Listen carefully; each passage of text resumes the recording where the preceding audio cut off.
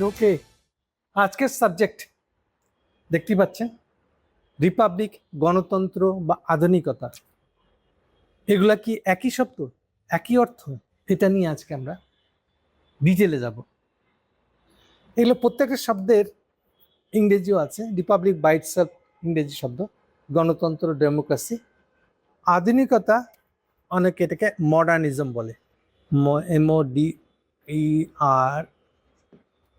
Modernism. অনেকের ধারণা এগুলো একই কথা আসলে। প্লাস আধুনিকতার আরেকটা মানে আছে। আমি বললাম আধুনিক গান, হোয়াট ইজ আধুনিক? আমি তো খুব বুঝে বলি না শব্দটা। প্রায় শতভাগ মানুষ আধুনিক শব্দটা শুনেছে, জানে, ব্যবহারও করে, কিন্তু প্রায় শতভাগ মানুষই এটা বুঝে করে না। আধুনিকের একটা বাংলা করি আমরা সাধারণত, যে অর্থে ব্যবহার করি সেটা হলো যেটা লেটেস্ট, যেটা সর্বশেষ ধারণা। যেমন মনে করেন পোশাকে আধুনিক পোশাক পরছে, কেন এটাকে আধুনিক বলছেন কেন? আচ্ছা, এর উল্টাটা কি বলেন দেখি, তাহলে বুঝবো আধুনিকতা মানে কি। কোনো শব্দ বোঝার উপায়, আরেকটা উপায় হচ্ছে, নট নেসেসারি সবসময়, এর উল্টা শব্দটা কি, তাদেরকে বোঝা যায় এই শব্দটা কি। তো আধুনিকতার উল্টা দিকটা কি? গাইয়া, মফস্বলিয়া, হ্যাঁ, এরপর মানে হয়। কিন্তু সেই মানে আর মডার্নিজমের যে মানে, পলিটিক্যাল অর্থ হচ্ছে মডার্নিজম, তার মানে এক না। বহুত দূরে চলে গেছেন আপনি। তাহলে মানুষে ব্যবহার করে বেশিরভাগই লেটেস্ট ধারণা হিসাবে, নয়া ধারণা হিসাবে, এটা সর্বশেষ, এরকম ওটাও। তাহলে আগের ধারণা থেকে এই ধারণাটার ভুল কি, খারাপ কি, শুদ্ধ কি, বাড়তি কি, না এত চিন্তা করার সময় নাই, আমি বুঝিও না। এ হচ্ছে বেশিরভাগ মানুষের ইয়ে। আর অনেকে বলে মডার্নিজম মানে হলো যেটা ইসলাম কোপায়, ইসলামের চেয়ে ভালা, ইসলাম কোপাইতে হবে যেটা দিয়া, সেটা হলো আধুনিকতা। তামসাটা হলো আজকাল ইসলাম নিয়ে পড়াশোনা করার লোক অনেক বেশি।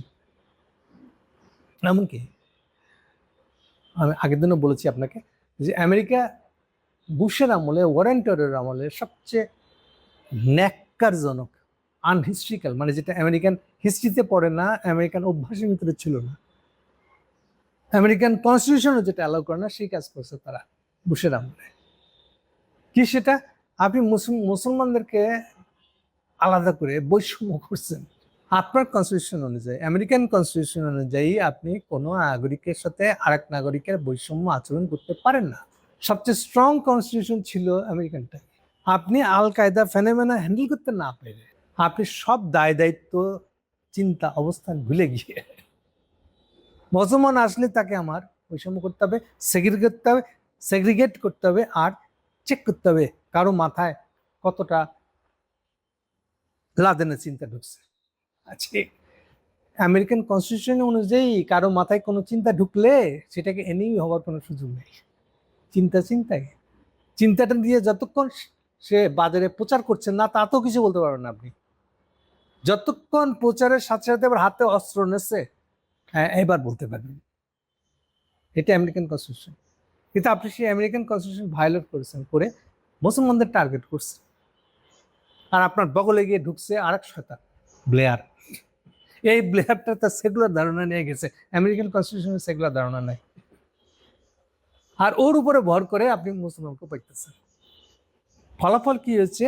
এরই একটা ফলাফল হয়েছে এই যে, আগের দিনও বলেছিলাম, বাংলাদেশ থেকে অনেক ছেলে চলে গেছে বিদেশে পড়তে। এরা পড়তে গিয়ে এইবার আমার ইসলামও আছে এই বলেছে, অনেক কিছু খুঁজছে, এক্সপ্লোর করছে, সবই ঠিক আছে, কোনো অসুবিধা নেই। কিন্তু এটা করতে গিয়ে এটার যে সবচেয়ে খারাপ দিকটা, সেটা হলো আমারটা শ্রেষ্ঠ, তোমারটা না, আমার ইসলামটা শ্রেষ্ঠ না। এটা ভুল, এই অ্যাটিচিউডটা ভুল। আপনার এটা শ্রেষ্ঠ কিনা, শ্রেষ্ঠত্ব ফেলে রাখেন। আপনি শ্রেষ্ঠত্ব করলে ওটাই তো আমেরিকানরা যেটা করছে ওটাই করলেন। আমেরিকানরাই তো বলতেছে যে আমরা শ্রেষ্ঠ, সেই জন্য তোমার মাথা আলগায়দা চিন্তা ঢুকছে, ওইটা কোপাইতে হবে আমার। শ্রেষ্ঠত্ব বলতে ভুগতেছে তো পশ্চিমারা। আপনিও আরেকটা শ্রেষ্ঠবাদ করবেন, এটা দিয়ে এটা শেষ হবে? এটা কোনোদিনই শেষ হবে না। একটা শ্রেষ্ঠত্ববাদের মতন বাজে ধারণা, এইটি তো হিটলারিজম। এথনিক শ্রেষ্ঠত্ববোধ হচ্ছে দুনিয়া ধ্বংস হয়ে যাওয়ার পক্ষে সবচেয়ে স্ট্রং আর্গুমেন্ট। এটা সবচেয়ে আগে প্রকাশ্যে নিয়ে আসছে হিটলার। এর আগে ওটা ছিল ছোট ছোট পকেটে। যেমন কলোনিয়ালিজম কি, এটাও তো একটা হিটলারিজম। কলোনিয়ালিজম মানে হলো ব্রিটিশরা আমাদের এখানে আসছে, তো তুমি যেখানে দখল করতেছো, তো দখল করাটা অন্যায়, বেইনসাফি। তাহলে ইনসাফ কই এখানে? এই প্রশ্ন উঠবে স্বাভাবিক। এখন এইটাকে ঢাকা দেওয়ার জন্য আপনি একটা বয়ান আনছেন, কারণ আপনাদেরকে সভ্য করতে আসছেন। যে আপনি একটা বয়ান খাড়া করলেন যে আমি তোমার চেয়ে সুপিরিয়ার, আমি তোমার চেয়ে শ্রেষ্ঠ। তাইলে কলোনিজম আসলে বয়ানের দিক থেকে একটা শ্রেষ্ঠত্ববাদ। যে কোনো শ্রেষ্ঠত্ববাদ মানেই এটা ডেঞ্জারাস, দুনিয়া ধ্বংস করে দিবে। এটা মানুষ প্রজাতি শেষ হয়ে যাবে। একজন আরেকজনকে যদি কাটতে থাকে, একজন আরেকজনকে যদি ডোমিনেট করতে থাকে, ডোমিনেট করার সাফাই যদি দিতে থাকে, তাহলে কি হবে? আপনি খালি বলতেছেন আমি শ্রেষ্ঠ, আমি শ্রেষ্ঠ বলার লোকেরা অবশ্যই, তো সবাই যদি শ্রেষ্ঠ বলতে থাকে তাহলে শ্রেষ্ঠত্বর ভিড়ে দুনিয়া শেষ হয়ে যাবে। মানুষ প্রজাতি, আল্লাহ সৃষ্টি, এগুলো সব শেষ হয়ে যাবে। আপনি এগুলো কোনো দিকে খেয়াল করতেছেন না। একটা শ্রেষ্ঠত্ববাদের লড়াই আপনি ক্ষুব্ধ হয়েছেন, একই করি। আপনার মনে কষ্ট হয়েছে, দুঃখ পাইছেন, সব একই করি আমি, এবং এগুলোর জন্য আপনার পাশে দাঁড়ানো আমার উচিত বলে আমি মনে করি। কিন্তু আপনি আরেকটা শ্রেষ্ঠবাদ নিয়ে আসবেন না দয়া করে। এটা এটা তো কিয়ামত সে কিয়ামত তাক এই ঝগড়া যুদ্ধ চলবে, শ্রেষ্ঠত্ববাদের যুদ্ধ। ফলে এটাকে আরেকটা শ্রেষ্ঠত্ববাদ দিয়ে মোকাবেলা করা যাবে না, এইটাই আমার নিবেদন। ওকে, তাহলে আপনাকে কি করতে হবে? তাহলে ইসলামকে এমনভাবে প্রেজেন্ট করবেন না আমরা শ্রেষ্ঠ। এই জন্য বলেছি আপনি শ্রেষ্ঠ কিনা এটা আপনি বলাচ্ছে, আর যাদেরকে আপনি বুঝাচ্ছেন জিনিসটা তাদের মুখ দিয়ে আসতে দেন, তাদের রিয়েলাইজেশনের ভিতর দিয়ে আসতে দেন যে ইসলাম শ্রেষ্ঠ। এর আগে আপনি নিজে এটা করবেন না। নিজে করলে এটা শ্রেষ্ঠত্বের লড়াই হয়ে যাবে এবং ধ্বংসের লড়াই এটা। সো ওদের মুখ দিয়ে আসতে দিন। এই জন্য আপনি হেদায়েত করতে থাকেন, আপনার যা বলার আছে বলতে থাকেন। হেদায়েতের অ্যাকচুয়াল বাংলা ইংরেজি হলো পারসুয়েসিভ বলি না আমরা, বুঝানো, পারসুয়েসিভ। পারসু করেন আপনার আইডিয়া, বুঝাতে থাকেন। কিন্তু আমি শ্রেষ্ঠ এটা বলে নিয়ে যান না। এটা ফোর্স অ্যাপ্লাই করে স্টাবলিশ করার জিনিস না। এটা আইডিয়া কখনো ফোর্স অ্যাপ্লাই করে করা যায় না। আইডিয়াকে হেদায়েত করি একমাত্র পথ, পারসুয়েসিভ হতে হয়, বুঝাতে হবে আপনাকে, তাতে যত দিনই লাগুক। আর যত দিনই সে আপনাকে অপমানিত করুক না কেন, লাথি দিয়ে দূরে ফেলাক না কেন, আপনাকে ওয়েট করতে হবে সঠিক সময়ের জন্য। না, লাথি দিয়ে ফেলাচ্ছে, মারছে ইন্ডিয়ার মতো, সেটার জন্য আপনিও ফিজিক্যালি আরেকটা কিছু করেন, কিন্তু ওটার সাথে আপনি শ্রেষ্ঠত্ববাদ নিয়ে লড়তে যান না। না, এটার উল্টাটা শ্রেষ্ঠত্ববাদ না। ইন্ডিয়াতে এখন মুসলমান শ্রেষ্ঠত্ববাদ কায়েম করতে চাবেন আপনি, তাহলে মোদির সঙ্গে আপনার ফারাক কি? একটা শ্রেষ্ঠত্ববাদকে আরেকটা শ্রেষ্ঠত্ববাদ দিয়ে মুছে ফেলা যায় না। এইসব ধারণাগুলো যেন পরিষ্কার। এনিওয়ে, তাহলে এইবার যারা পাল্টা ইসলামে আর মধ্যে আর কি কি আছে সমৃদ্ধ? ডেফিনেটলি সমৃদ্ধ বহু কিছু আছে। মূল কারণটা বলে দিয়ে, থিওলজিগুলো সাকসেসিভলি আসতেছে একটার পর একটা, যেগুলো কিতাবি। আমি বলেছি আগেও আপনাদেরকে, কিতাবিগুলোর আগেকারটা যতটা পরিষ্কার করেছে, পরের থিওলজির নবী ওটার চেয়ে বেশি পরিষ্কার, তারপরটা আরো পরিষ্কার, লেটেস্টটা সবচেয়ে পরিষ্কার। উইদিন দ্য থিওলজি জগৎ, এর মধ্যে সবচেয়ে স্পষ্ট ধারণাগুলো পাবেন লেটেস্টটা। এটা হচ্ছে থিওলজি স্টাইল। তাতে যদি এটা হিন্দু হয় কিছু করার নেই। ইসলাম ইন্ডিয়ান উপমহাদেশে আসার কারণে, হিন্দু থিওলজির কারণে, এটা যে জাতের কারণে যে ধ্বংসে পড়ে যাচ্ছিল, সেখান থেকে বাঁচতে গেছে ইসলামের কারণে। বহু ইসলামিক ধারণা আসছে, সেটাকে ভিতরে অ্যাডপ্ট করে নিচ্ছে। কেন? এইটা যে লেটেস্ট হলাম। লেটেস্ট মানে কি আসলে? একটা উদাহরণ দিয়ে বুঝতে পারবেন আপনারা। নবীর সাথে, নবী মানে যিশু, যেমন ধরে যিশুর সাথে তার ঈশ্বরের সম্পর্ক, এই তো গ্যাঞ্জাম পড়ছে। আপনি বহু থিওলজি হিন্দুতে দেখেন ঝামেলায় পড়ছে ওই কথা, মানে যাকে আপনি হিন্দু থিওলজি অনুসারে ওটা বলছে স্বর্গ হলো দেবতাদের সমাজ। এখন ওই সমাজের একটা ক্যারেক্টারকে আপনি নবী টাইপের বিশেষ ক্যারেক্টার দিয়ে হাজির করতে যাচ্ছেন। এইভাবে হিন্দু থিওলজিটা তৈরি হচ্ছে। এখন তাকে দাঁড় করাইতে গিয়ে সে আসলো কোত্থেকে, এই প্রশ্ন উত্তর দিতে হবে। সেম, যিশু আসলো কোত্থেকে, যিশুর বাপ মাকে। বেশিরভাগ থিওলজি আগেরগুলা যে ঝামেলায় পড়ছে এটা চিন্তা করে বলা হয় না। এখন যিশু কি ঈশ্বরের সন্তান? খুব সিরিয়াস প্রশ্ন এগুলা। তাহলে ও যদি সন্তানই হয়, মানুষের মতনই ফ্যামিলিওয়ালা, বউ পোলাপানের, এটা মানুষের মতন করলে বিপদ আছে, না করলেও বিপদ আছে। তাহলে এই প্রশ্নের উত্তর স্পষ্ট নাই ক্রিশ্চিয়ানিটিতে। গডের সাথে গডের সন্তান কি যিশু, এই নিয়ে অনেক ধরনের ধামাচাপা দেওয়ার চেষ্টা করা হয়েছে, কোনোটাই শেষ পর্যন্ত টিকে নাই, স্পষ্ট হয়নি। এখন আসেন এই বিষয়টা ইসলামে কত পরিষ্কার দেখেন, না আমি কেন আল্লাহর সন্তান হইতে যাবো, আমি তো আপনার মতন মানুষ। নবী কইতেছে আমি আপনাদের মতন মানুষ, বাট আল্লাহ আমাকে দিয়ে পাঠাইছে কালামটা, খুব পরিষ্কার। আর আমি তো আল্লাহর হাবিব, হাবিব ফ্রেন্ড। মুস্তফা মুস্তফা যে গান শুনবেন, হোয়াট ইজ মুস্তফা? নবী আল্লাহর ফ্রেন্ড মুস্তফা। কোনো ধানাই মানাই নাই আপনি কার করতে থেকে আছে। হিন্দু মিথোলজিতে কর্ণের ধারণা আছে, কর্ণ, কেন ওর নাম কর্ণ?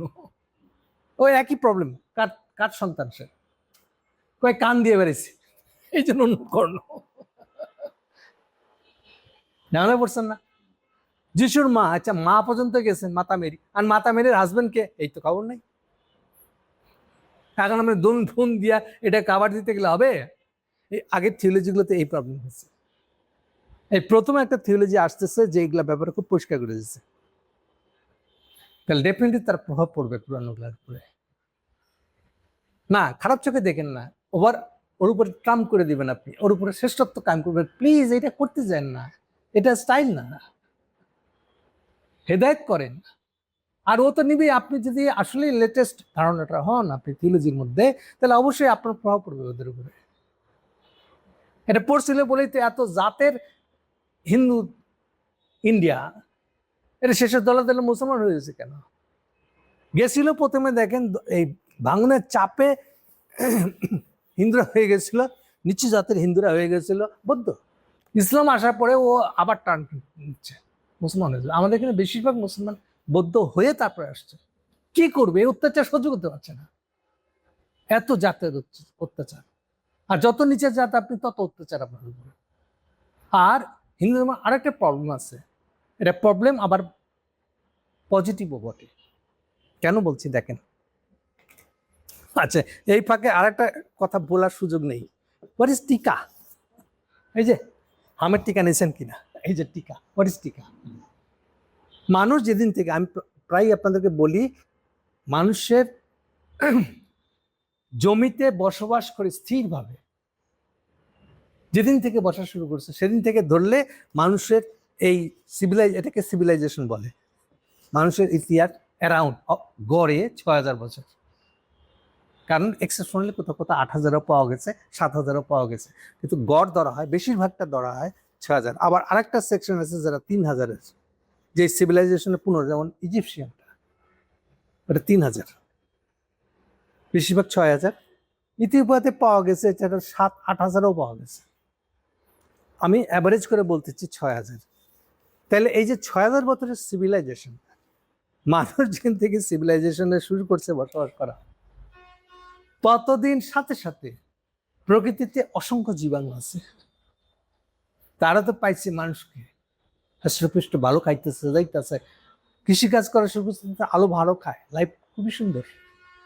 তো ওগুলোর ভিতরে গিয়ে বসে, তাহলে তাদেরও বৃদ্ধি হয়।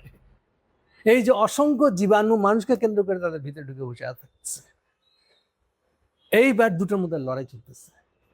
এইগুলোকে ভেদ করে কিন্তু ওই ৬,০০০ বছরের পরেও এখন আপনাকে টিকে থাকতে সক্ষম হচ্ছে। তাহলে এর উল্টাটা ছিল আসলে জীবাণুগুলা। এইবার জীবাণুগুলো তাড়ানোর জিনিসটার নাম হলো টিকা। তো এটাকে তো ইঞ্জেকশন টাইপের কিছু একটা বললেই তো, ওষুধ বললেই তো হতো, টিকা বলে কেন? এটা হচ্ছে ইন্টারেস্টিং। আর এটা রিমেডিটা কি, ওষুধটা কি?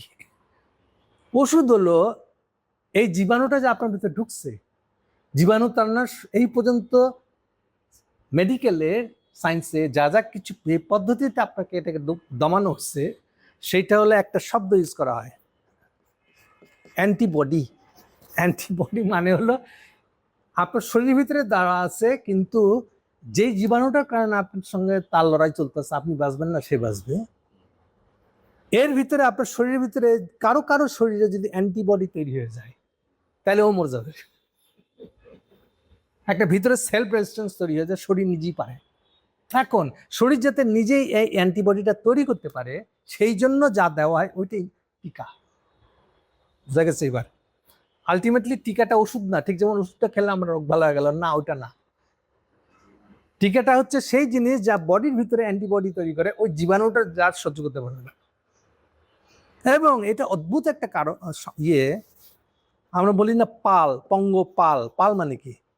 পাল মানে দল, দলবদ্ধ।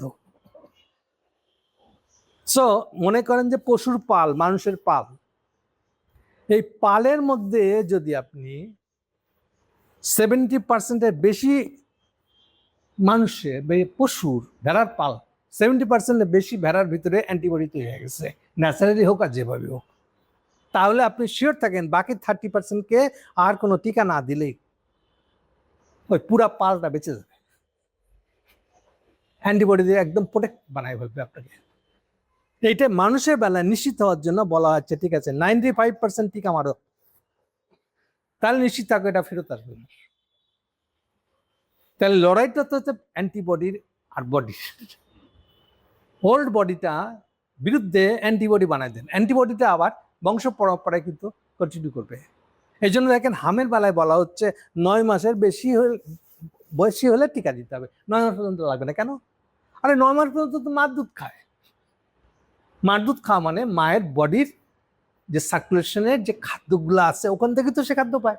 দুধ খাওয়া মানে কি? তার উপর আবার ওই যে শুরুর দিকে যে দুধ হয়, জন্ম দেওয়ার পরে পরে যে দুধটা, এটা এত ইম্পর্টেন্ট কেন বলা হয়? শুরুর দিকে ওই শিশুটা থেকে খুবই ভালনারেবল, এই দুনিয়া অসংখ্য জীবাণু আছে, ওটা সে প্রোটেক্ট করতে পারবে না।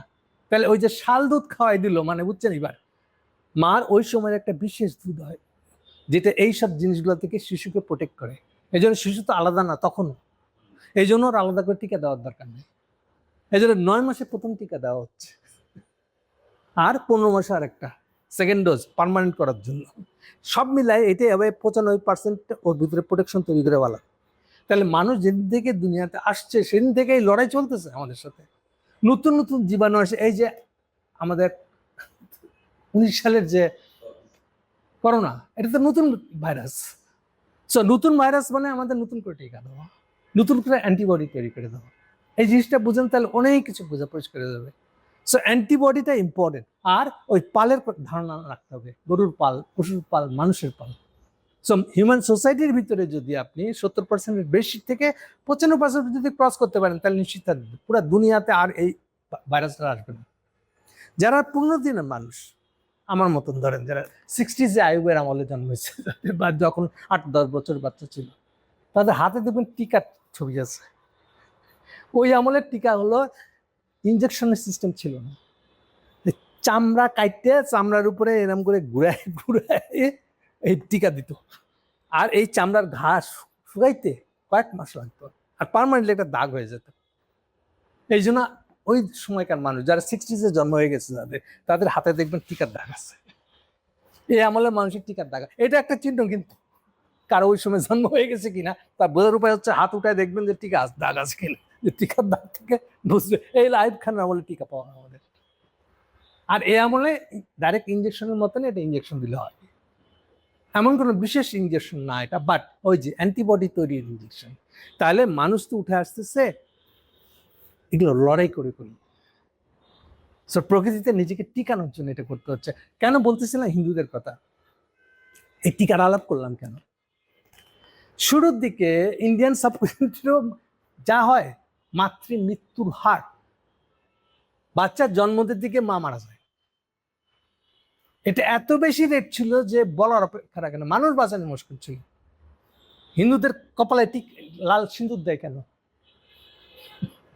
যখন বিয়ে দেয় তখন ধরে নেয় যে এই মেয়েটা, আমাদের যে মেয়েটাকে আমি বিয়ে দিচ্ছি মানে ও তো পরের বছরই বাচ্চা হবে, পরের বছরই কিন্তু মরে যাবে। এবার বুঝছেন মেয়ের বাবার মনের সংখ্যাটা কেমন? একদিকে বিয়ে না দিতে পারবে না, আবার বিয়ে দেওয়া মানে মেয়েকে মৃত্যুর দিকে ঠেলে দেওয়া। এই যে সেই সতর্কবাণী। প্লাস স্বাদ বলে আরেকটা জিনিস আছে, স্বাদ, স্বাদ মানে ইচ্ছা, উস, ওই অর্থে স্বাদ। 7 মাস প্রেগনেন্সি হলে পরে মেয়েকে বাপের বাড়ি নিয়ে যায়, শ্বশুর বাড়ি দিয়ে দেয়। কেন?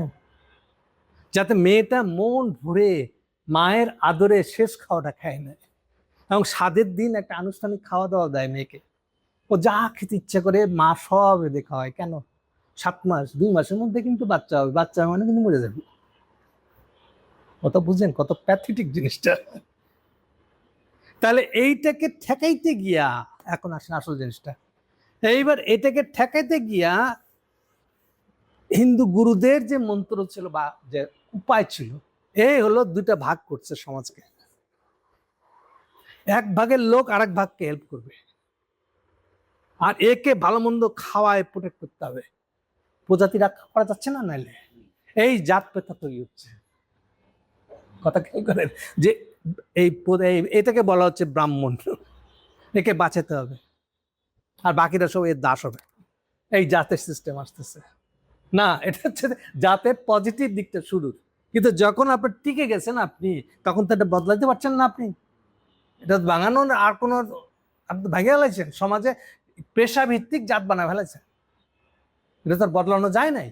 এখন এইটাই আপনার কুড়ে কুড়ে খাবে আপনাকে। জাত বানাইছিলেন যে উদ্দেশ্যে, দ্যাট ইজ পজিটিভ, কিন্তু জাত হয়ে যাওয়ার পরে এটা তো নেগেটিভ হবে, এখন চরমতম নেগেটিভ হবে। বিশেষ করে এখন যেখানে সাম্যের দুনিয়া বানাতে বলতেছে, সমাজ বানাতে বলছে, রাষ্ট্র বানাতে বলছে, সেখানে আপনি জাত নিয়ে বসে থাকবেন কেমন করে? এইবার দেখেন ইসলাম ত্রাতা হিসেবে আসতেছে। এই সবচেয়ে নিচের যেগুলো, এগুলো তো মুসলমান হয়ে যাবে।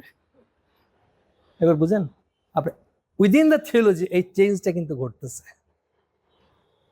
এখন যদি থিওলজির দিক থেকে বলেন আল্লাহ পাঠাইছে, বলতে পারেন আপনি?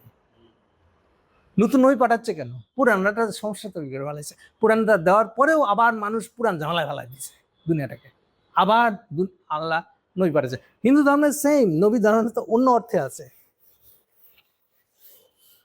ওরা বলে হিন্দু ধর্মে এটাকে নবী বলে না, কিছু একটা বলে কাছাকাছি শব্দ, যে এটাও নতুন করে আবার দুনিয়াকে সাজাবে, আগেরটা ফেল করছে। আচ্ছা একটু পরে মনে পড়বে। তো সব ধর্মের ভিতরে এগুলো আছে, আর ন্যাচারালি লেটেস্টটা আপনাকে পুরান ধর্মগুলোকে ওর যা প্রবলেম এটাকে কাটাতে বাধ্য করবে আপনাকে। আপনার কাছে অল্টারনেটিভ নাই তো, বিকল্প না। এটা যদি ভালো বিকল্প হয় মানুষ ওদিকে চলে যাবে, আজ না হলে কাল যাবে। আজকে দাবড়ায় রাখছেন, কালকে সুযোগ পেলে আপনাকে উল্টা ভাড়ায় দিয়ে আসে যাবে। Idea important. ওকে, তাহলে হিন্দু ধর্মের প্রবলেমটা হলো যে আপনি যে একটা সৃষ্টি করছিলেন মানুষ বাঁচানোর জন্য, প্রজাতি বাঁচানোর জন্য, এটা যে পরে কারেকশন করতে হবে, এটা তো আপনি সাম্য না রাখলে তো এই সমাজটা টিকবে না। এই হিন্দু ধর্মের ক্ষয় ধরছে, তত আপনি মোদিকে দিয়ে এটাকে ব্যবহার করে এখন আপনি রাষ্ট্র চালাবেন। আপনার রাষ্ট্রের ইডিওলজি ধ্বংস হয়ে গেছে। আপনার নেহরুরা শুরুর দিক থেকে তো গন্ডগোল করছে, কেন আপনি হিন্দুর ভিত্তিতে, হিন্দুত্বর ভিত্তিতে একটা রাষ্ট্র বানাইতে হবে কেন? এই ভুলটারও আপনি কারেক্ট করলেন না। এই জন্য এই সবগুলার কারেকশন একটাই হবে, হোল ইন্ডিয়া ভেঙে পড়বে। কারণ ভেঙে পড়ার পরে যদি এবার পুরায় আবার এটাকে সাজাইতে পারেন নতুন রাষ্ট্র হিসাবে, ফেডারেল রাষ্ট্র হিসাবে, যদি মুরত থাকে তাহলে হবে, নাহলে ভেঙে ছত্রাখান হয়ে যাবে। বন্ধুরা বহু দেশ, শুধু যুগোস্লাভিয়া ভেঙে 6টা দেশ হচ্ছে। সোভিয়েত আমলের যুগোস্লাভিয়া, এখন দেখেন দেশটা নাই। এটাই ক্রোয়েশিয়া, এটাই ম্যাসেডোনিয়া, নানান নামে ভাগ হয়েছে, 6টা নামে ভাগ হয়েছে। এটাই তো হবে। আপনি যদি ঠিক মতন এক জায়গায় রোড রাখার মতন কোনো ইডিওলজি না তৈরি করতে পারেন, আর ওই যে শ্রেষ্ঠত্ববাদ কায়েম করতে চেষ্টা করেন, তাহলে যেটা ভেঙে যাবে। ওকে, আমরা মূল জায়গায় চলে আসি এখন। তাহলে কোশ্চেনটা হচ্ছে মডার্নিজম থেকে এত কথা গেছে, মডার্নিজমের জিনিসটা কি আসলে, সেটা পরে ধাপে যাব। আপনি ইসলামের কথা বলতে যে সবসময় আক্রমণ করেন মডার্নিজমকে, এটা অপ্রয়োজনীয়। মডার্নিজম ইটসেলফ কোনো পলিটিক্যাল ইডিওলজি না, এটা এক কথা শেষ। তাহলে মডার্ন কোনটাকে বলতেছেন? ওদিকে যাব না আমি, খালি হেডলাইনে বলে চলে যাব। অরিজিনাল যে রেনেসাঁ ছিল, রেনেসাঁ শুরুর দিকে যে ধারণা ধরেন 1550 সালে, এইটাই এনলাইটমেন্টে আসে। এনলাইটেনমেন্ট মানে এটাও বলতে পারেন আপনি, এটা কারো সংহত কিন্তু আইডিয়া হিসেবে আনা, কালচারালি আনা, এটা হচ্ছে এনলাইটেনমেন্ট। এটারই শেষ পর্যায়টাই হচ্ছে রিপাবলিক। মানে রাষ্ট্রে এটাকে প্রয়োগ করবে কি করে? অন্যভাবে বললে এটা ব্যক্তি ধারণার শুরু, মাঝখানে আইডিয়া হিসেবে এটা শক্তিশালী করতেছেন, আর এটা ফাইনালি রিপাবলিক হিসেবে রাষ্ট্র করতেছেন। তাহলে একই জিনিসের 3টে ফেজ। এখন এই ফেজ থেকে কেউ কেউ আনাড়ির মতন বলা শুরু করছে আধুনিকতা। আধুনিকতা ইটসেলফ কোনো পলিটিক্যাল ইডিওলজি না, এটা হচ্ছে কালচারাল যে চেঞ্জটা হচ্ছে তাকে একটা বলছেন সস্তা, মানে যাক সবাই ব্যবহার করতে পারে, খুব ডিটেল কিছু না বুঝে, গভীরভাবে না বুঝেও যেটা আচ্ছা বুঝে দিয়েও বলা যায়, সেই শব্দটা না হলো আধুনিকতা। সো আধুনিকতা দেখেন এই তিনটা ফেজের কেউ না, যখন পলিটিক্যালি দাঁড়াই গেছে তার আবার একটা কালচারাল রূপ তৈরি হয়েছে, ওটাকে বলতেছেন আধুনিকতা। আধুনিকতা বেসিক্যালি কালচারাল রূপটা। আর কালচার মানে কি, কালচার আর আইডিয়ার মধ্যে সম্পর্কটা বুঝে রাখেন, অনেক কাজে দিবে অনেক জায়গায়। কালচার আর আইডিয়া জিনিসের সম্পর্ক কি? যে কোনো কালচারের পিছনে থাকবে একটা আইডিয়া, এই আইডিয়াটা থিওলজিক্যাল হতে পারে, ফিলোসফিক্যাল দার্শনিক হতে পারে, পলিটিক্যাল হতে পারে। ক্লিয়ার? থিওলজিও আইডিয়া, কিন্তু যেহেতু চিন্তা তো একটা, খালি আল্লাহকে সাক্ষী মেনে বলো চিন্তা, এই তো তফাৎ। তাইলে কালচার হচ্ছে ওই আইডিয়াটা যখন চর্চা করছেন, ব্যবহার করছেন, বাস্তব প্রয়োগ করতে যাচ্ছেন, ওই চিন্তাটা আপনার মনের মধ্যে ঢোকার কারণে মনে একটা প্রতিক্রিয়া হবে, প্রতিক্রিয়া যেটা বাইরে করবেন ওইটাই কালচার। আপনার আল্লাহ কোরআন পড়ে খুব উদ্বেলিত হয়ে গেছেন, ভালো লাগছে এই আয়াতটা করে, আপনার মনের ভিতরে একটা উচ্ছ্বাস হবে না? এই উচ্ছ্বাসের টালাম করে গান শুরু করেছে, চিৎকার করতেছেন, ইভেন সিম্পলি চিৎকার, অর্থহীন চিৎকার, এটাও কালচার। তাহলে কি হলো, আইডিয়া আপনার ভিতরে গেলে পরে যে প্রতিক্রিয়াটা হয় ওটাই কালচার। কারণ এর কালচারের শেষ নাই, কিন্তু এখন গান লিখতে পারেন, কবিতা লিখতে না, অর্থহীন চিৎকার করতে পারেন। এই সুযোগে আরেকটা বলে দিই, হোয়াট ইজ ক্লাসিক গান হিন্দু ধর্মে, মানে ইন্ডিয়ায় যেটা ক্লাসিক বলি, হোয়াট ইজ ক্লাসিক? আর ক্লাসিক মিউজিক অলওয়েজ এরকম করে কেন? গানের অর্থ নাই, খালি শব্দ আছে, এটা মানে কি? এর একটা ব্যাখ্যা দিয়ে টাসকে লেগে যাবে আপনাদের, আবার আল্লাহ চিন্তা ফেরত আসবে। গানে যখন কথা নাই, খালি আছে, শব্দ আছে, কথা ছাড়া শব্দ হয়, যে শব্দের ডাইরেক্ট কোনো মিনিং নেই, ওই টাইপের শব্দ দেওয়া। রাগ সঙ্গীতে এই যে করতেছে, রাগই ক্লাসিক মিউজিক, আমরা যেটাকে রাগ সঙ্গীত বলি। সো রাগ সঙ্গীত হবে যার কোনো অর্থ নাই কিন্তু শব্দ আছে, এটার অর্থ কি? এর ইসলামিক ব্যাখ্যাটা সবচেয়ে সুন্দর। আল্লাহ লা ইলাহা, আল্লাহ মাত্র আগে লা, যেটা না আল্লাহ, ওইটা ছাড়া আর কেউ আল্লাহ না, ওইটাই আল্লাহ। কথা বুঝছেন? খুব কথা ঘুরায় বেড়ায় বলছে, কিন্তু লা দিয়ে শুরু হচ্ছে কথাটা, ওটা বাদে আর কোনো আল্লাহ নাই, কথা ঘুরায় বলতেছে। তাহলে ওখানে পৌঁছতে গেলে পরে আপনার কথার শব্দের যদি অর্থ হয় তাহলে তো হলো না। দুনিয়ার সব শব্দ যেখানে গিয়ে নৈশব্দ হয়ে যাবে, সেটি তো আল্লাহ, বুঝেন? এবার সেই জন্য আল্লাহর কাছে পৌঁছতে গেলে নৈশব্দ দিয়ে তো ঢুকতে হবে, বুঝছেন না? এই জন্য যে শব্দের অর্থ হয় এরকম শব্দ দিয়ে আপনি রাগ সঙ্গীত বানিয়ে আল্লাহর কাছে পৌঁছতে পারবেন না। কথা বুঝে গেছে? লাইলা সবচেয়ে ভালো অর্থবোধক ব্যবহার বলে এটাই। গান কেন শব্দহীন হয়? শব্দহীন গানগুলো কোনগুলা? এটিকে ক্লাসিক গান বলে। আপনি পুরোনো দিনের সব জায়গায় যাবেন, এই জিনিসগুলো তৈরি হয়েছে ক্লাসিক মিউজিকগুলো। ইউরোপের ক্লাসিক মিউজিক কোথায় তৈরি হয়েছে? চার্চে। এটা তো জানি না। আমাদের এখানে ক্লাসিক মিউজিক কোথায় তৈরি হয়েছে? মন্দিরে, মাজার শরীফকে কেন্দ্র করে। তাহলে সুফিরা যে গান গাইতেছে উদ্দেশ্য কি আসলে? এই যে অর্থহীন শব্দের ভিতর দিয়ে আল্লাহর কাছে পৌঁছাতে হবে। আর অর্থই যদি হয় তাহলে সুনির্দিষ্ট পার্টিকুলার হয়ে গেল। না না না না, আল্লাহ তো পার্টিকুলার না, আল্লাহ সব, যার বাইরে কেউ নাই, ওটা তো আল্লাহর ধারণা। এবং কেন ইসলামে এটা আনকম্প্রোমাইজিং, এই ধারণার সাথে ইসলাম যদি কোনো কম্প্রোমাইজ করবে, যদি করে তাহলে সে ইসলাম থাকে না। এটা এত সিরিয়াস ধারণা, লা শরীকতা, যে জায়গাটা আনকম্প্রোমাইজ, ইসলাম এই জায়গায় কম্প্রোমাইজ করবে না, এত সিরিয়াস ভাবে দিচ্ছে। অনেক কিছুতে আপনি ভুল ব্যাখ্যা দিচ্ছেন, না দিচ্ছে, আচ্ছা ঠিক আছে পাশ কাটায় যাচ্ছেন, আজকে নাইলে কালকে বুঝে যাবেন আপনি। কিন্তু যেই ধারণাটা নিয়ে সে কখনো কম্প্রোমাইজ করবে না সেটা হচ্ছে আল্লাহ একত্ব। এখন ওর সাথে মিলান ক্লাসিক মিউজিকের, কেন এটা রাগ প্রধান হতে হয়েছে? তো সেম ধারণা কিন্তু ইয়ের ভিতরেও আছে, হিন্দু থিওলজির ভিতরেও আছে, ছিল, কিন্তু পরে মারা গেছে, সে অন্য কথা। এটাকে তারা কন্টিনিউ করতে পারে না, ওর অর্থ তাৎপর্য হচ্ছে আরো এক্সপ্লোর করতে পারে নাই। এই জন্য তো ইসলাম এসে জিনিসটাকে আপনাকে পূরণ করে দিতে বলতেছে। এটা তো আমার ব্যাখ্যা, আমি যেভাবে থিওলজি গুলাকে দেখি। ওকে, তাহলে ক্লাসিক কথার অর্থ দেখেন কোন রকম হয়ে যাচ্ছে আসলে, যে আপনাকে নৈশব্দের ভিতর দিয়ে, যে শব্দের অর্থ হয় না,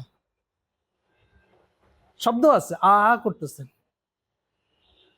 পরে এবার রাশানরা একটা ব্যাখ্যা দিয়েছে, ও যখন গানকে ব্যবহার করতেছে ডাক্তারি শাস্ত্রে, বলে রুগী অজ্ঞান হয়ে পড়ে আছে কয়েকদিন ধরে, ওর কানের কাছে একটা মিউজিক বাজাচ্ছে না, এবং ওই মিউজিকটা হতে হবে ক্লাসিক মিউজিক। এই শব্দের প্রভাব আছে, তার মানে যে শব্দের অর্থ নেই সে শব্দের একটা প্রভাব আছে মনের উপরে। এবার খেয়াল করেন কোথায় চলে যাচ্ছেন, কোন জগতে চলে যাচ্ছেন।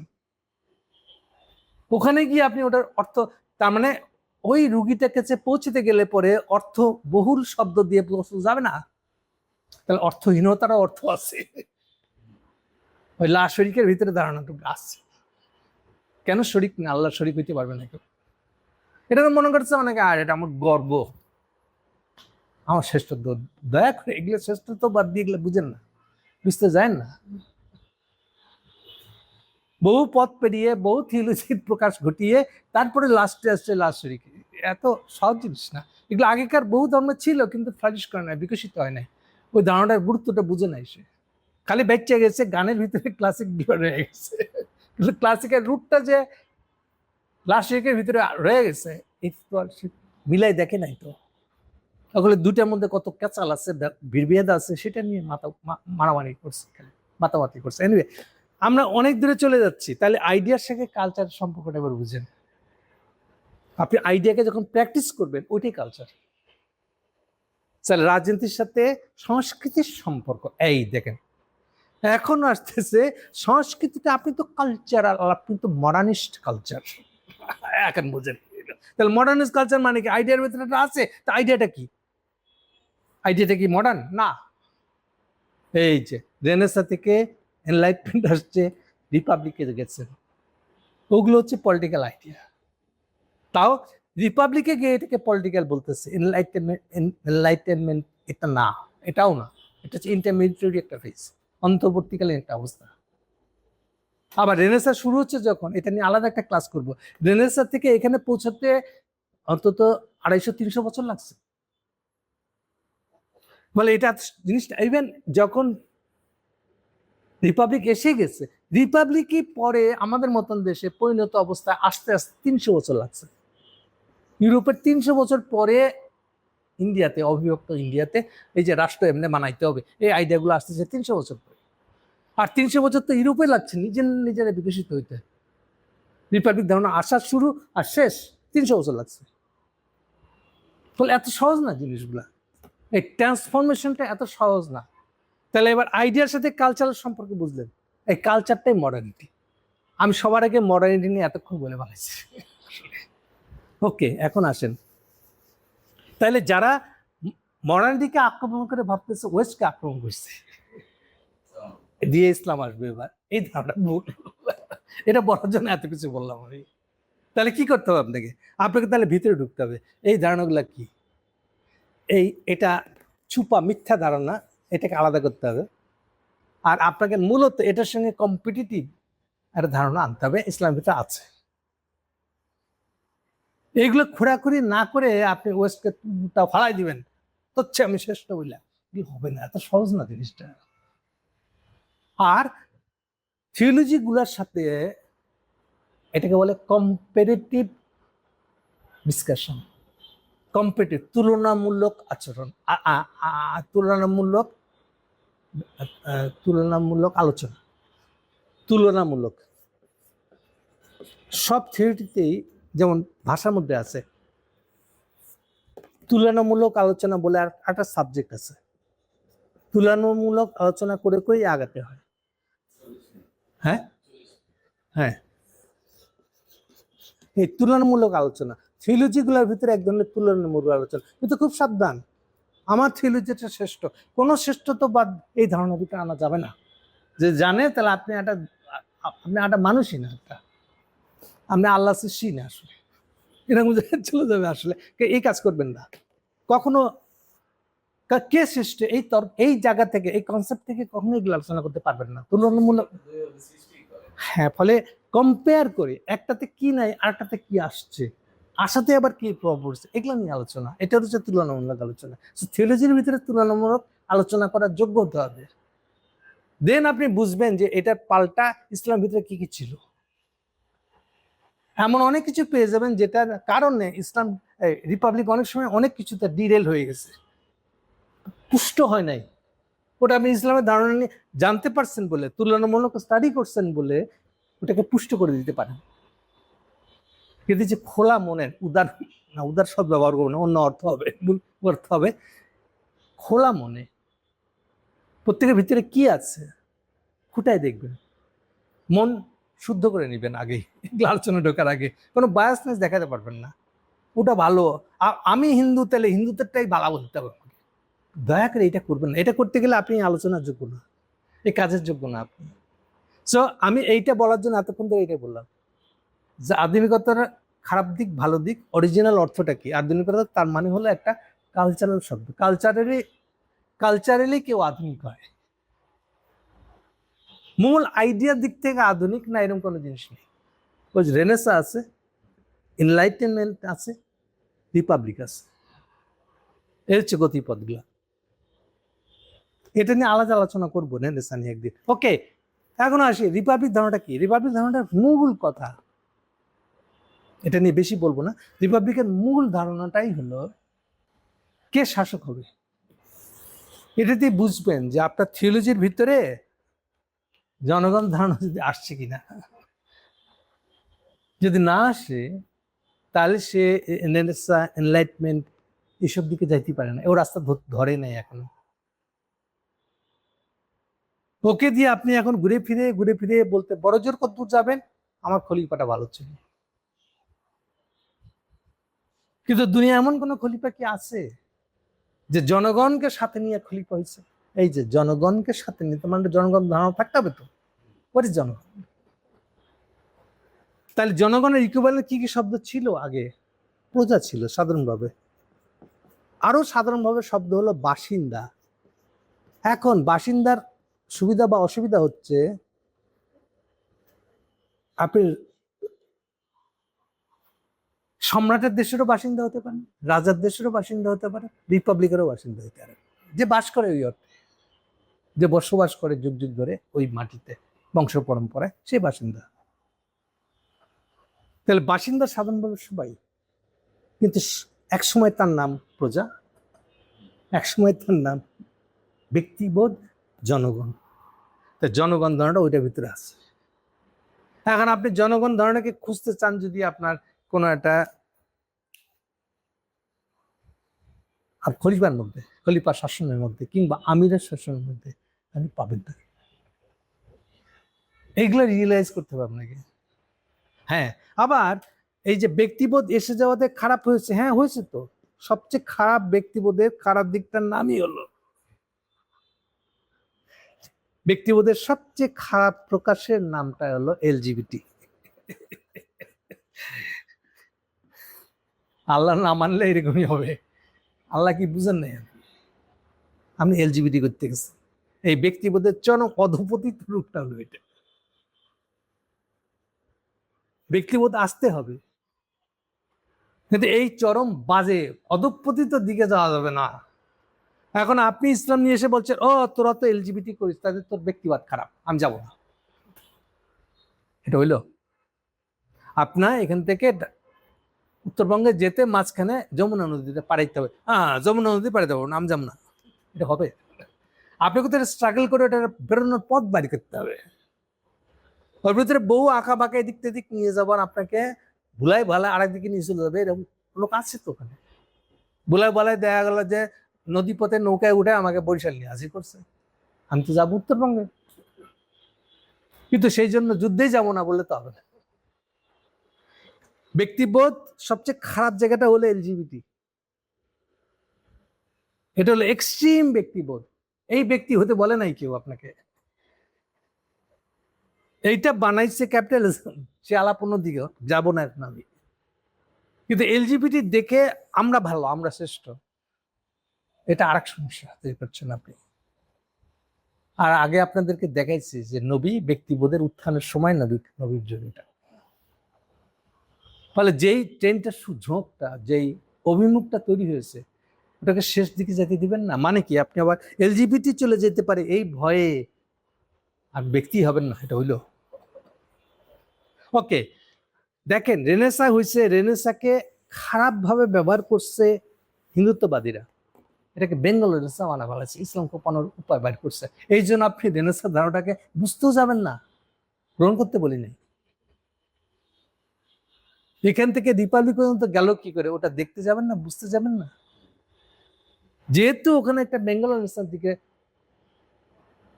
খারাপ জায়গায় একটা নরকে চলে গেছে ওরা। এই জন্য আপনি ওকে নেড়ে চেড়ে দেখতে যাবেন, যাতে ওখানে না যায় তার ব্যবস্থা করতে যাবেন না।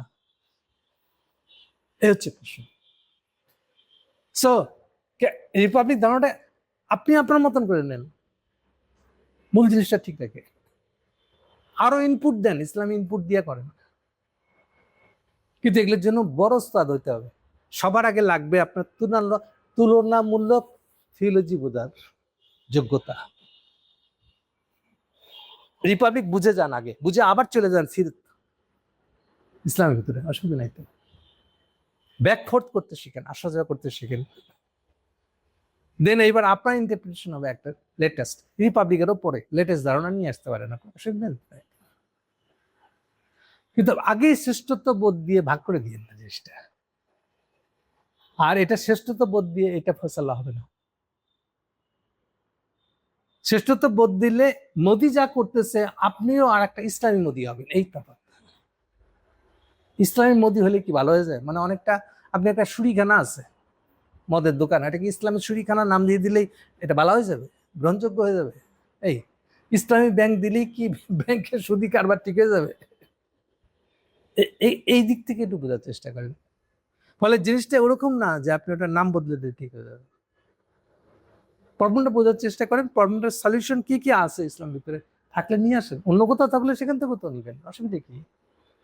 আর এরকম তো নেওয়া যাবে না, নেওয়া নিষেধ তা তো বলে নাই কোথাও।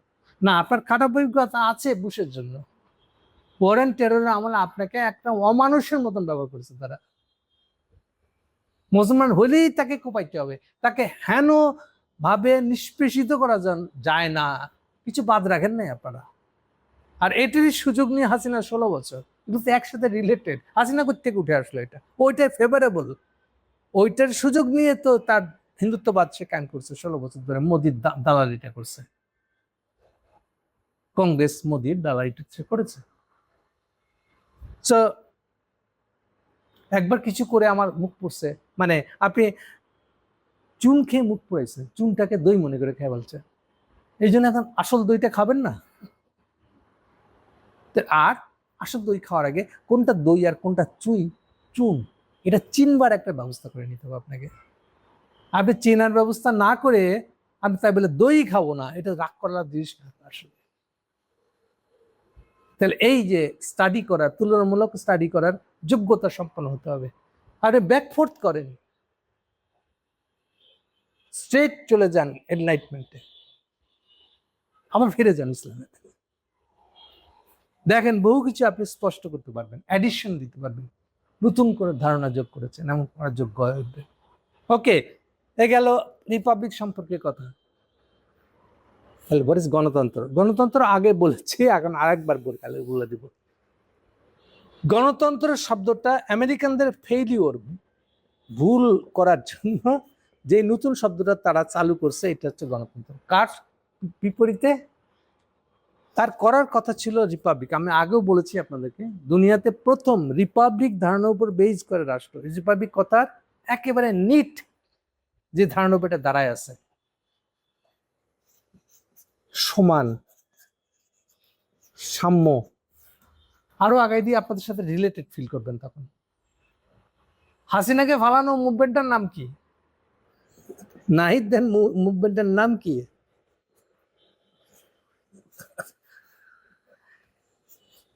এইটারই আর এক নাম হলো বৈষম্য বিরোধিতা।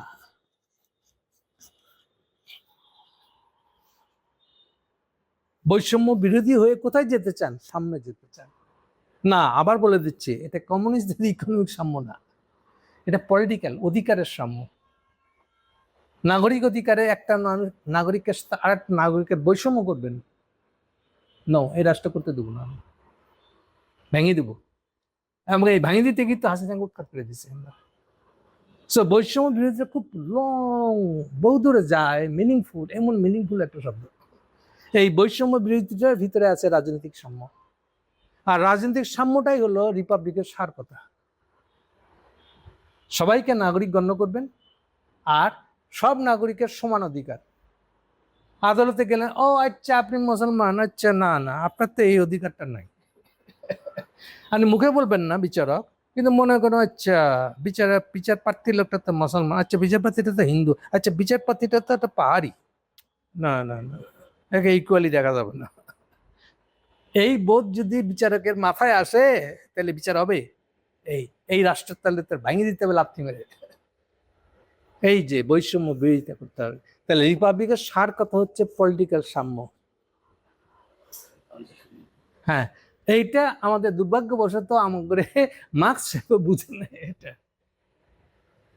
মার্কস এই জন্য পথেই যায় নাই, এই জন্য রিপাবলিকের ভিতরে সে যায় না। এখন আসেন যেই কথায়, তার মানে বৈষম্যর একটা জিনিস হতে হবে।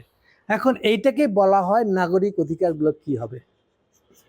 আমেরিকা এই নাগরিক অধিকার কি হবে এইটা তাদের কনস্টিটিউশনে বলে নাই, যখন প্রথম কনস্টিটিউশনটা বানানো হয় 1776 সালে। যখন টের পাইছে, এইটা টের পায়, এটা বাস্তবে করতে গিয়ে, কারেক্ট করতে গিয়ে 15 বছর লেগে গেছে। 1795 যোগ দিলে হবে 91। এই 91 সাথে গিয়া এখন থুক্কু তো আর বলা যাবে না, পাবলিকলি থুক্কু বললে তো যায় না। এখন করছে না না, এটা হলো আসলে আমাদের লড়াইটা ছিল গণতন্ত্রের লড়াই, বুঝছো না? তাহলে গণতন্ত্র কি? গণতন্ত্র তো এটা, কারেকশনটা হলো গণতন্ত্র। তো তাহলে রিপাবলিক যেটা বানাইছিলেন ওটা কই? আর রিপাবলিক শব্দটা আমেরিকাতে উচ্চারণ হয় না, খালি পার্টিতে আছে রিপাবলিকান পার্টি, তাও রিপাবলিকান, রিপাবলিক বলে কোনো শব্দ নাই। হোল পলিটিক্সের ভিতরে আমেরিকাতে রিপাবলিক বলে কোনো শব্দ নাই। দেখছেন, নিজের ভুল কারেক্ট করতে গিয়ে পুরো এটা আমাদের ক্ষতিটা কি করছে দেখেন। এখন আমরা তো দ্বন্দ্বে পড়ে গেছি, আমি কি রিপাবলিক বলবো না গণতন্ত্র বলবো, কোনটা ভালো? ওরা কন্টিনিউয়াসলি আমাকে বলতেছে তোমাদের দেশে গণতান্ত্রিক শাসন নাই, আর আমরা তাহলে এটাই বলতে ভালো শব্দ, সঠিক শব্দ। আমরা ভুলে গেছি। এখন এতে আমাদের অসুবিধা কি হচ্ছে? রিপাবলিক কথার ভিতরে যে জনগণ ছিল, সে জনগণের ধারণা কই? গায়েব। আমি আপনাদেরকে এই আমেরিকান কারেকশনটা, নাগরিক অধিকারের 5টা অধিকার আছে, এটা এক জায়গায় জড়ো করে দিব আপনাদেরকে, এবং ওটা যদি মুখস্থ করে রাখেন তাহলে বুঝতে পারবেন অ্যাকচুয়াল অর্থটা কি। তাহলে এটা হলো নাগরিক অধিকারের দিক থেকে বলার শব্দটাই হলো আমেরিকান কনস্টিটিউশনটা, ওটাকে ওরা চালাচ্ছে গণতন্ত্র বলে, আর ওটাকে দাঁড় করায় ফেলতেছে রিপাবলিক ধারণাটার উল্টা দেখা হিসেবে। আর রিপাবলিক ধারণার ভিতরে আমাদের মতন দেশগুলা, আমাদেরকে তো প্রথমে জনগণের ধারণা প্রতিষ্ঠা করতে হবে, নাগরিকদের অধিকার দিতে হবে, নিশ্চিত করতে হবে। তো আমি সেটা ফেলাই থুয়ে আমি এখন গণতন্ত্র, এই শব্দটার আড়ালে সব কিছু লুকাই যাচ্ছে। আমি যেন জনগণ ধারণা হারাই ফেলতেছি। তো আর জনগণ ধারণা না থাকলে আমাদের দেশে যেটা হচ্ছে, এই যে স্বৈরাচার শব্দগুলো কোত্থেকে আসতেছে? স্বৈরাচার মানে কি? ফ্যাসিজম, এটা কোত্থেকে আসতেছে?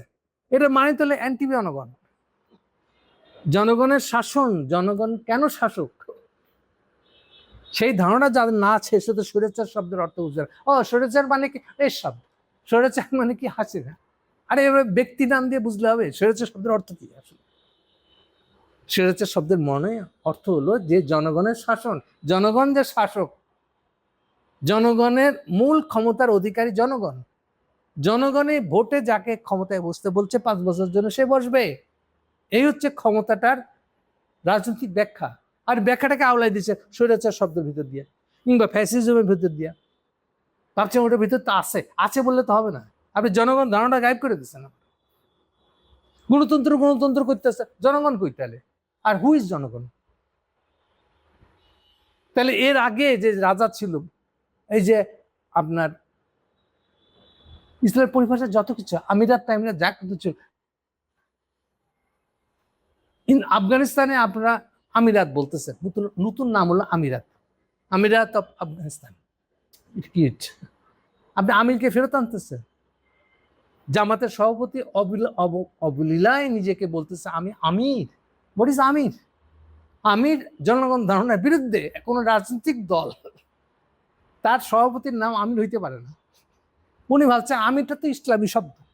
দেখেন কনফিউশনটা কি ধরনের কনফিউশন তৈরি করতেছেন আপনি, যেহেতু জনগণ ধারণা নাই তো আপনার।